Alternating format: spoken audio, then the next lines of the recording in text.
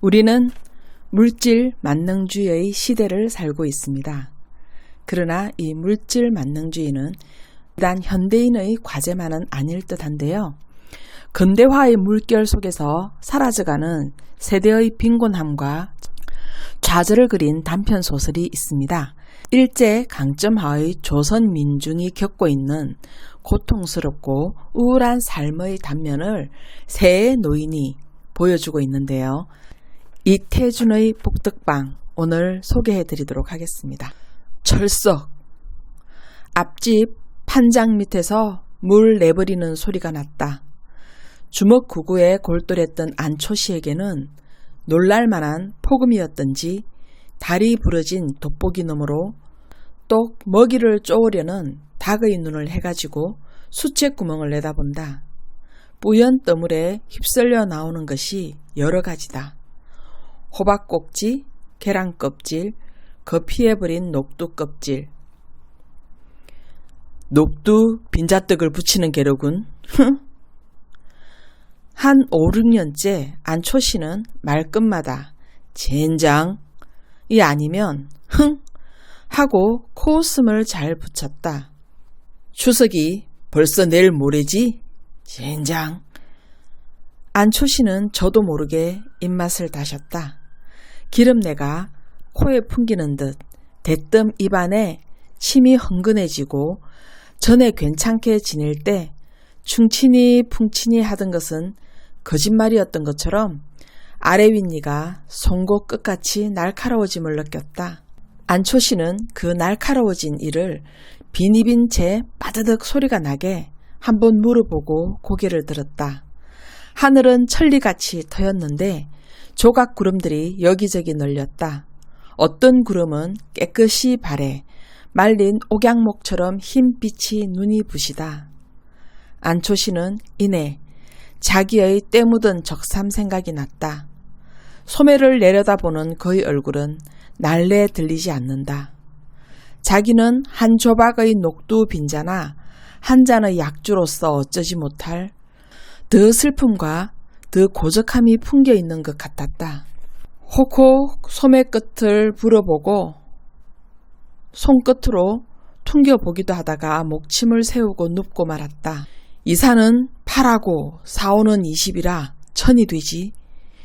가만, 1000이라. 사루했으니 4000이라 4000평. 매 평에 아주 줄여잡아 5원씩만 하게 돼도 4원 75전씩이 남으니 그럼 사사는 16 16,000원 하고. 안초씨가 다시 주먹구구를 거듭해서 얻어낸 총액이 19,000원.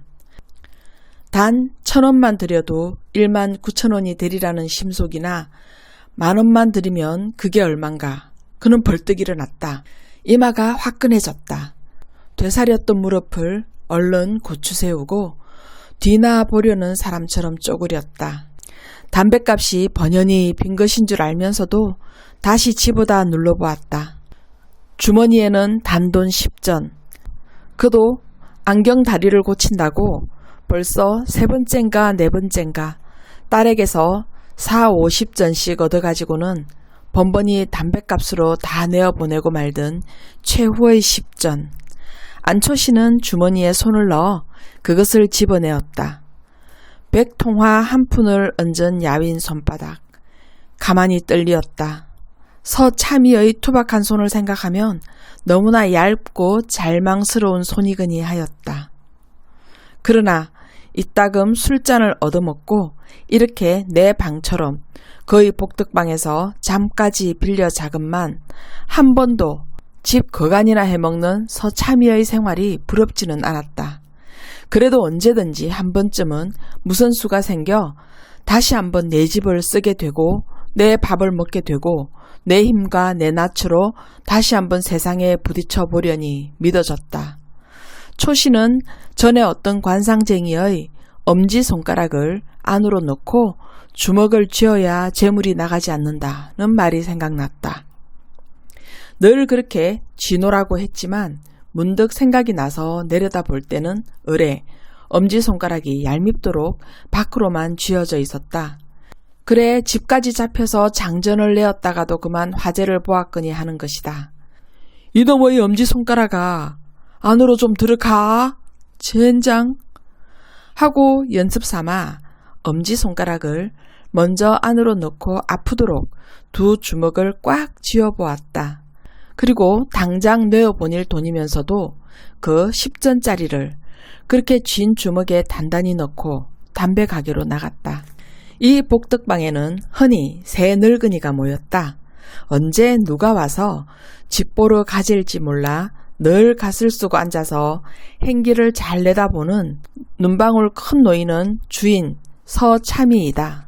참이로 다니다가 합병 후에는 다스테를 놀면서 시기를 엿보았으나 별 수가 없을 것 같아서 이럭저럭 심심파적으로 갖게 된 것이 가옥 중개업이었다. 처음에는 겨우 굶지 않을 만한 수입이었으나 대정 8, 9년 이후로는 시골 부자들이 세금에 몰려 혹은 자녀들의 교육을 위해 서울로만 몰려들고 그런데다 돈이 흔해져서 관철동 다옥정 같은 중앙지대에는 그리 고옥만 아니면 만원대를 예사로 훌훌 넘었다. 급한에 봄, 가을로 어떤 달에는 3, 400원 수입이 있어 그러기를 몇 해를 지나 가회동에 수십 칸의 집을 세웠고 또 몇 해 지나지 않아서는 창동 근처에 땅을 장만하기 시작하였다. 지금은 중개업자도 많이 늘었고 건양사 같은 큰 건축회사가 생겨서 당자끼리 직접 팔고 사는 것이 원칙처럼 되어 가기 때문에 중개료의 수입은 전보다 훨씬 줄은 셈이다. 그러나 20여 칸 집에 학생을 치고 싶은 대로 치기 때문에 서참이의 수입이 없는 달이라고 쌀값이 밀리거나 나무값에 졸릴 형편은 아니다. 세상은 먹고 살게는 마련이야. 서참이가 흔히 하는 말이다. 칼을 차고 훈련원에 가서 병법을 익힐 때는 한 번 호령만 하고 보면 산천이라도 물러설 것 같던 그 기계와 오늘의 자기. 한낱 각회로 복덕방 영감으로 기생, 갈보 따위가 사글새빵 한 칸을 얻어 달래도 네네 하고 따라 나서야 하는 만인의 심부름꾼인 것을 생각하면 서글픈 눈물이 아니 날 수도 없는 것이다. 워낙 술을 즐기기도 하지만 어떤 때는 남몰래 이런 감회를 이기지 못해서 술집에 들어선 적도 여러 번이다. 그러나 호반들의 기계란 흔히 혈기에서 나오는 것이기 때문에 몸에서 혈기가 줄에 따라 그런 감회를 일으킴조차 요즘은 적어지고 말았다. 하루는 집에서 점심을 먹다 덧노라니 무슨 장사치의 외우는 소리인데 이상히 귀에 익은 목청이 들렸다. 자세히 귀를 기울이니 점점 가까이 오는 소리인데 제법 무엇을 사라는 소리가 아니라 유리병이나 간장통 팔그소 하는 소리이다.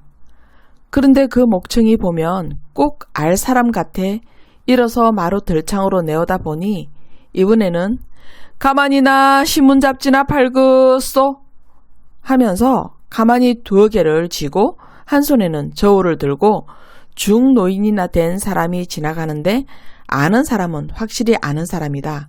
그러나 그를 어디서 알았으며 성명이 무엇이며 애초에는 무엇을 하던 사람인지가 감감해지고 말았다. 오라 그렇군 분명 하고 그는 한참 만에 고개를 끄덕이었다. 그 유리병과 간장통을 외우는 소리가 골목 안으로 사라져 갈 즈음에야 서참이는 그가 누구인 것을 깨달아낸 것이다. 동간 긴참이? 나이는 자기보다 훨씬 연소하였으나 학식과 재기가 있는 데다 호령 소리가 좋아 상관에게 늘 칭찬을 받던 청년 무관이었었다. 20여 년 뒤에 들어도 갈 데 없이 그 목청이요 그 모습이었다. 전날의 그를 생각하고 오늘의 그를 보니 저기 감개에 사무치어 밥숟가락을 멈추고 냉수만 거듭 마셨다.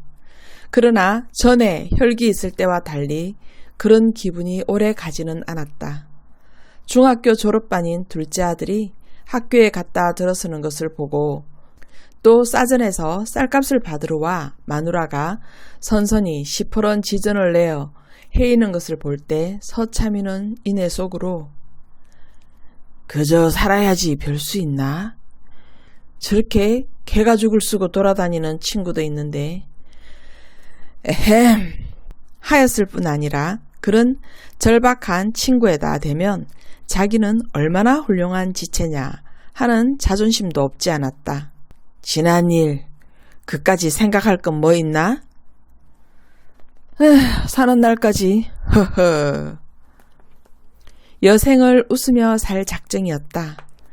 그래 그런지 워낙 좀 실없는 티가 있는 데다 요즘 와서는 누구에게나 농짓거리가 늘어갔다.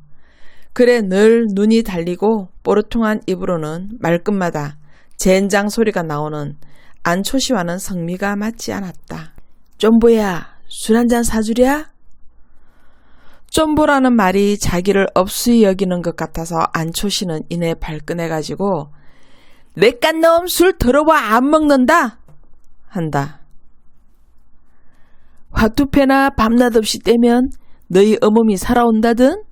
하고 서참이가 발끝으로 화투장들을 밀어던지면 그만 얼굴이 새빨개져서 새끈새끈하다가 부채면 부채, 담뱃값이면 담뱃값, 자기의 것을 냉큼 집어들고 다시 안 올 듯이 새침해 나가버리는 것이다. 저게 계집이문 천생 나무의 척감이야. 하고 서참이는 껄껄 웃어버리나 안초씨는 이렇게 돼서 올라가면 한 이틀씩 보이지 않았다. 한 번은 안초씨의 딸의 무용회 날 밤이었다.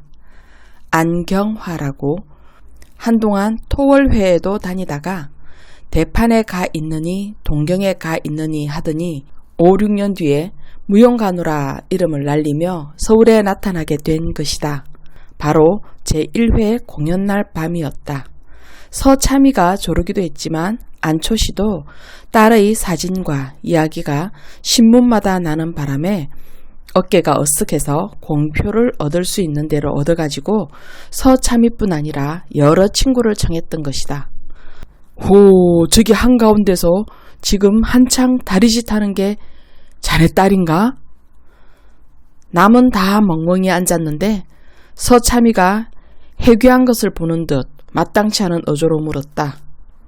무용이란 건 문명국일수록 벗고 한다네 그려. 얕기는 한 안초씨는 미리 이런 대답을 하였다. 모르겠네 원.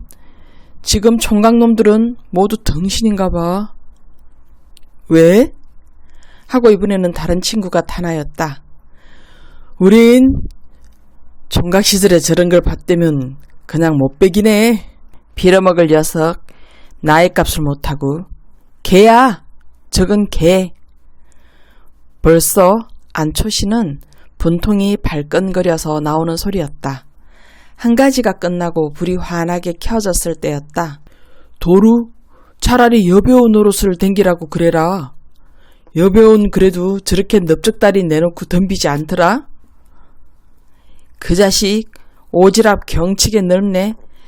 내가 안방 건넌방이 몇 칸이오나 알았지 뭘 쥐뿔이나 한다고 그래? 보기 싫건 나가렴. 하고 안초씨는 화를 발끝내었다. 그러니까 서참이도 안방 건넌방 말에 화가 나서 꽤 높은 소리로 넌 또 뭘 아니 요 쫌보야 하고 일어서 버렸다.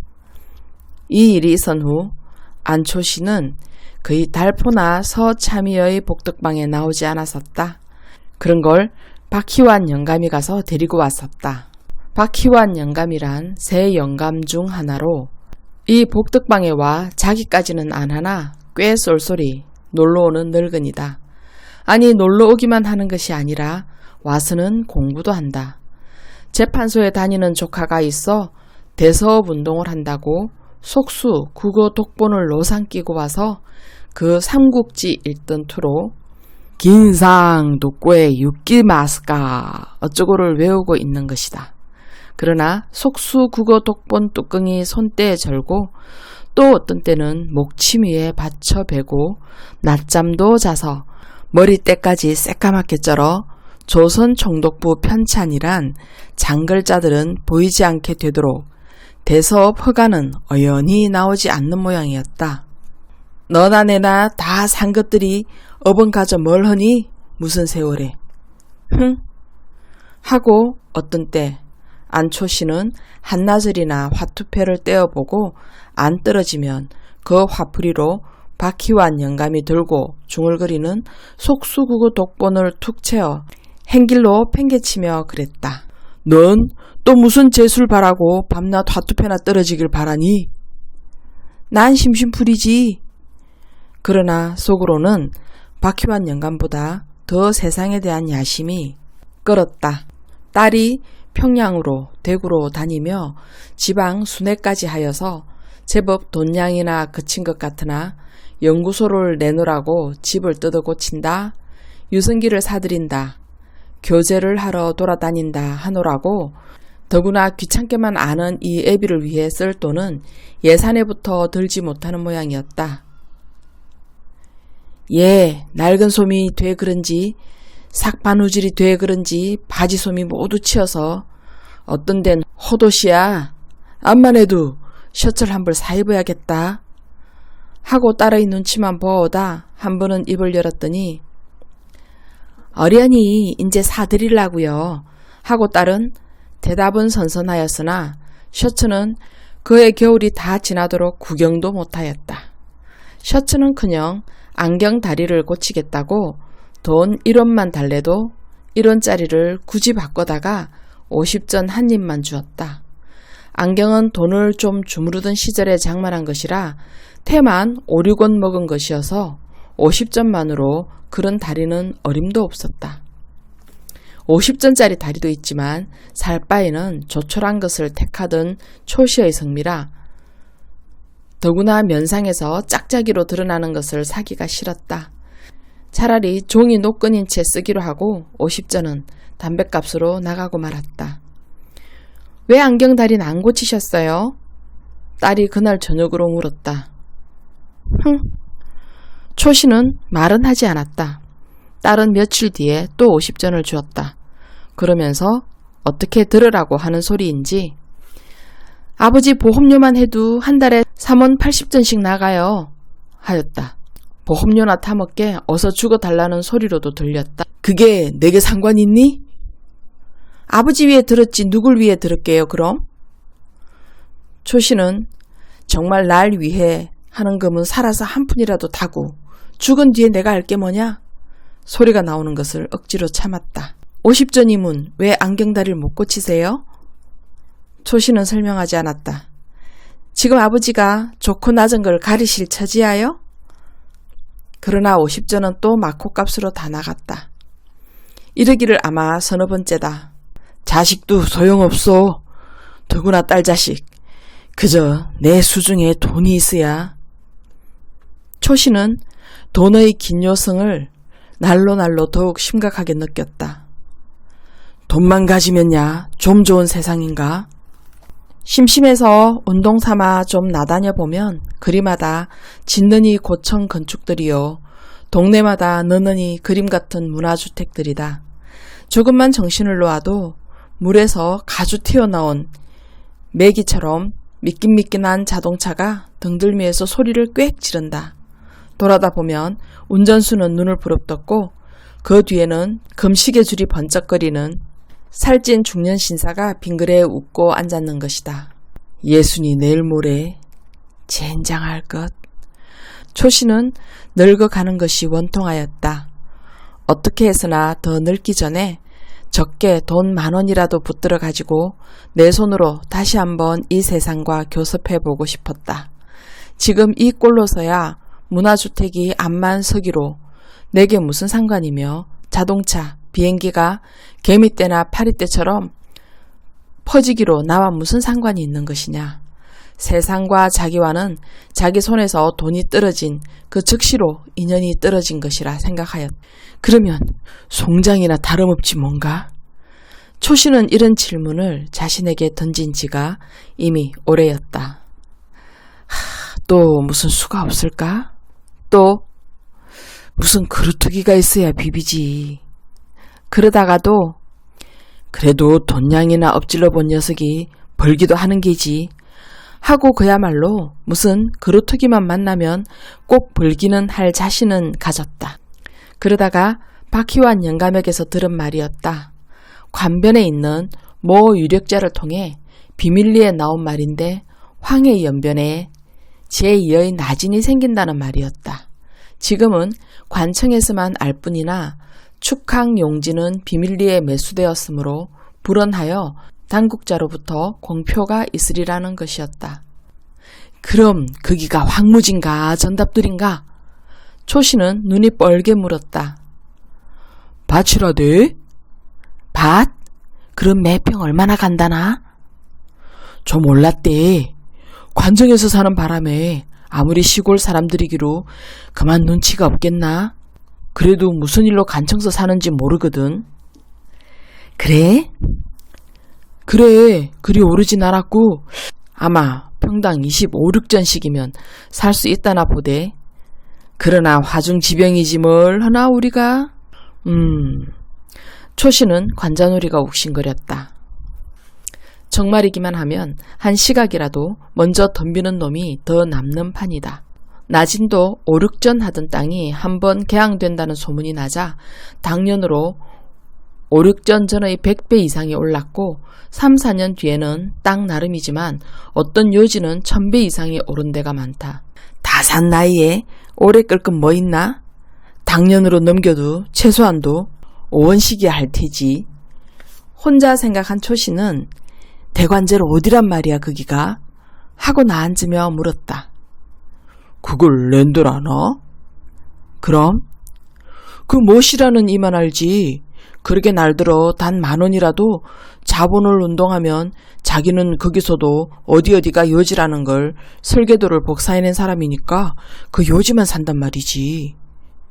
그리고 많이도 바라지 않어. 비용 죄다 제치고 순이익의 2할만 달라는 게야. 그럴 테지.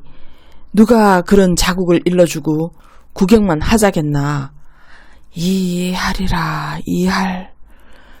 초씨는 생각할수록 이것이 훌륭한 그 무슨 그루터기가 될 것 같았다. 나진의 설레도 있거니와 박희환 영감 말이 만주국이 되는 바람에 중국과의 관계가 미묘해지므로 황해 연변에도 을에 나진과 같은 사명을 갖는 큰 항구가 필요할 것은 우리 상식으로도 추측할 바이라 하였다.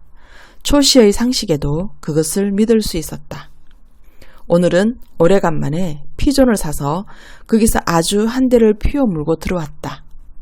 어째 박희환 영감이 종일 보이지 않는다. 다른 데로 자금 운동을 다니나 보다 하였다. 서참이는 점심 전에 나간 사람이 어디서 흥정하나 떨어지노라고인지 아직 돌아오지 않는다. 안초씨는 미닫이 틀 위에서 다 낡은 화투를 꺼내었다.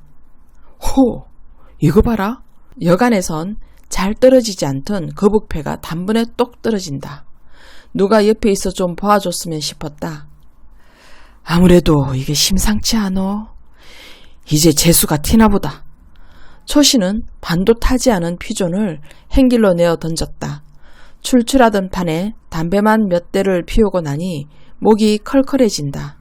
앞집 수채에는 떠물에 떠내려가다 막힌 녹두 껍질이 그저 누렇게 보인다. 오냐, 내년 추석엔. 초씨는 이날 저녁에 박희환 영감에게서 들은 이야기를 딸에게 하였다. 실패는 했을지라도 그래도 10수년을 상업계에서 논 안초시라 출자를 권유하는 수장만은 딸이 듣기에도 딴 사람같이 놀라웠다.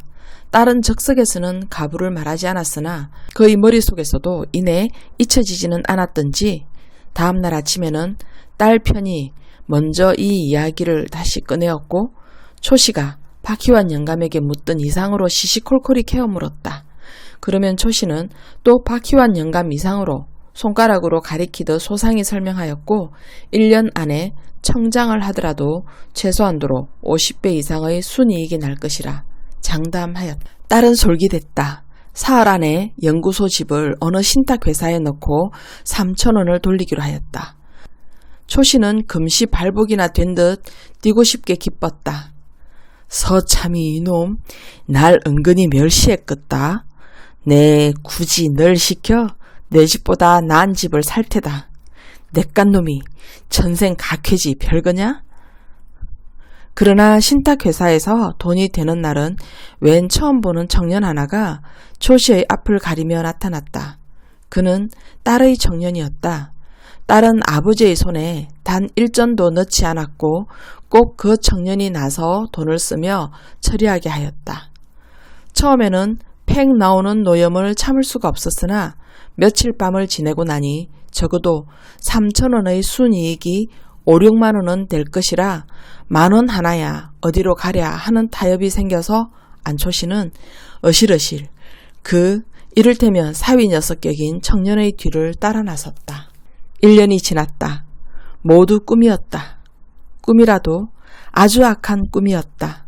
3,000원어치 땅을 사놓고 날마다 신문을 들여다보며 수소문을 하여도 거기는 축항이 된단 말이 신문에도 소문에도 나지 않았다. 용당포와 다사도에는 땅값이 30배가 올랐느니 50배가 올랐느니 하고 졸부들이 생겼다는 소문이 있어도 여기는 감감 소식일 뿐 아니라 나중에 역시 이것도 박희환 영감을 통해서 알고 보니 그 관변 모씨에게 박희환 영감부터 소가 떨어진 것이었다.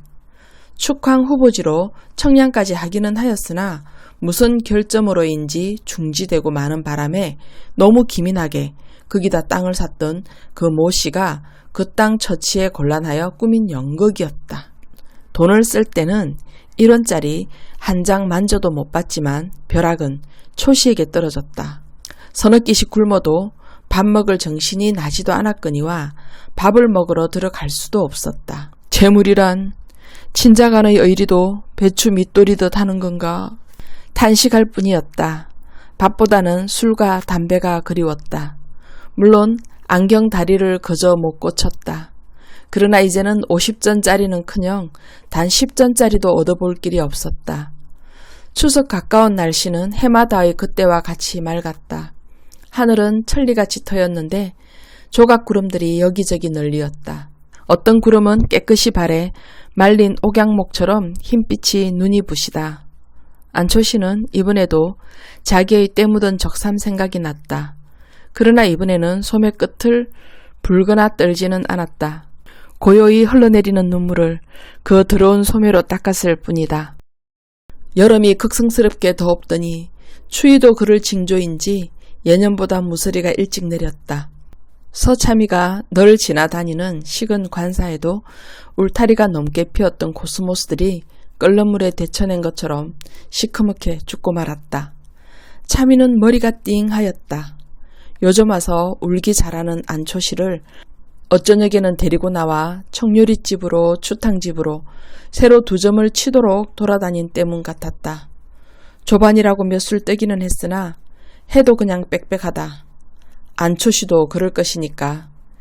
해는 벌써 오정 때지만 끌고 나와 해장술이나 먹으려고 부지런히 내려와 보니 웬일인지 복덕방이라고 쓴 배발이 아직 내걸리지 않았다.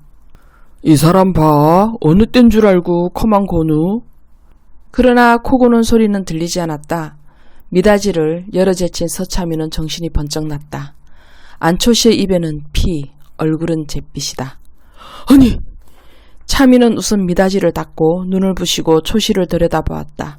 안초씨는 벌써 아니요. 안초씨의 시체일 뿐이었다. 방 안을 둘러보니 무슨 약병 하나가 굴러져 있었다. 참이는 한참 만에야 눈물이 나왔다. 어쩌노 이걸. 파출소로 갈까 하다가 그래도 자식한테 먼저 알려야겠다 하고 말만 듣던 그 안경화 무용연구소를 찾아가서 안경화를 데리고 왔다. 딸이 한참 울고 난 뒤이다. 관청에 어서 알려야지. 아스세요. 하고 그 딸은 펄쩍 뛰었다. 아스라니? 제 명예도 좀. 하고 그는 애원하였다. 안 될 말이지. 명예를 생각하는 사람이 애비를 저 모양으로 세상 떠나게 해? 안경화는 엎드려 다시 울었다. 그러다가 나가려는 서참이의 다리를 끌어안고 놓지 않았다. 그리고 절 살려주세요. 소리를 몇 번이나 거듭하였다. 그럼 비밀은 내가 지킬 테니 나 하자는 대로 할까? 네. 서참이는 다시 앉았다. 부친 위에 보험 든 거 있지? 네, 간이 보험야요. 무슨 보험이든 얼마나 타누? 480원이요. 부친 위에 들었으니 부친 위에 다 써야지? 그럼요. 그럼 돌아가니가 늘 속 셔츠를 입고퍼 했어. 좋은 털 셔츠를 하나 사입히고 그 위에 진견으로 수의 일습 잘 하고 선산이 있나 묻힐 때가? 웬 그런 준비야 있어요. 그럼 공동묘지라도 특등지로 넙직하게 사고 장례식을 잘해야 말이지 초라하게 해버리면 내가 그저 안 있을 게야. 알아들어? 네. 하고 안경화는 그제야 핸드백을 열고 눈물 젖은 얼굴을 닦았다. 안초 씨의 소위 연결식이 그 딸의 연구소 마당에서 열렸다. 서참이와 박희완 영감은 술이 거나하게 취해갔다. 박희완 영감이 뭘 잡혀서 가져왔다는 부의금 2원을 서참이가 장례비가 넉넉하니 자네 돈 그 계집애 줄 거 없네 하고 우선 술집에 들러 거나하게 꽃배기들을 한 것이다. 연결식장에는 제법 반반한 조객들이 모여들었다. 예복을 차리고 온 사람도 두엇 있었다. 모두 고인을 알아온 것이 아니오 무용가 안경화를 보러 온 것 같았다. 그 중에는 고인의 슬픔을 알아오는 사람인지 덩달아 기분으로 오는 사람인지 울음을 삼키노라고 끄끄하는 사람도 있었다. 안경화도 제법 눈이 젖어가지고 신식 상복이라나 공당 같은 새까만 양복으로 관 앞에 나와 향불을 놓고 절하였다. 그 뒤를 따라 한 20명이 관 앞에 와 꾸벅거렸다. 그리고 무엇하고 짓거리고 나가는 사람도 있었다. 그들의 분향이 거의 끝난 듯 하였을 때 에헴 하고 얼굴이 시뻘건 서참이도 나섰다. 향을 한 움큼이나 집어넣어 연기가 시커멓게 올려쏟더니 불이 일어났다. 후후 불어 불을 끄고 수염을 한번 쓰다듬고 절을 했다. 그리고 다시 햄 하더니 조사를 하였다. 나 서참일세 알겠나? 자네 참 호사야 호살세. 잘 죽었으니 자네 살았으면 이런 호살 해보겠나? 인전 안경다리 고칠 걱정도 없고. 아무튼지 하는데 박희완 영감이 들어서더니 이 사람 취했네 그려 하면서 서참이를 밀어냈다. 박희완 영감도 가슴이 답답하였다. 분향을 하고 무슨 소리를 한마디 했으면 속이 후련히 트일 것 같아서 잠깐 멈칫하고 서있어 보았으나 으흐 하고 울음이 먼저 터져 그만 나오고 말았다.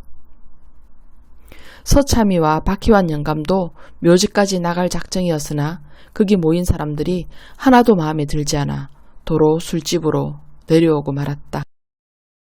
이태준의 복덕방은 일제에 의해 삶의 기반이 상실된 한국인들의 우울한 삶을 다루고 있습니다. 부동산과 한탕주의 그리고 물질 만능주의에 찌든 우리의 자화상을 보는 듯합니다. 이 작품에는 세 사람이 나옵니다. 복덕방 주인인 서참이, 유명한 무용가를 딸로 둔 안초씨, 대서업을 개업하려는 박희완 영감이죠. 이들은 매일 복덕방에 모입니다. 이 사람들은 나이가 들어 자식들로부터 버림을 받고 돈도 없이 남은 인생을 외롭게 보내고 있죠. 안초씨의 딸인 안경화는 유명한 무용가입니다. 그러나 안초씨에게 용돈 한번 제대로 주지 않죠.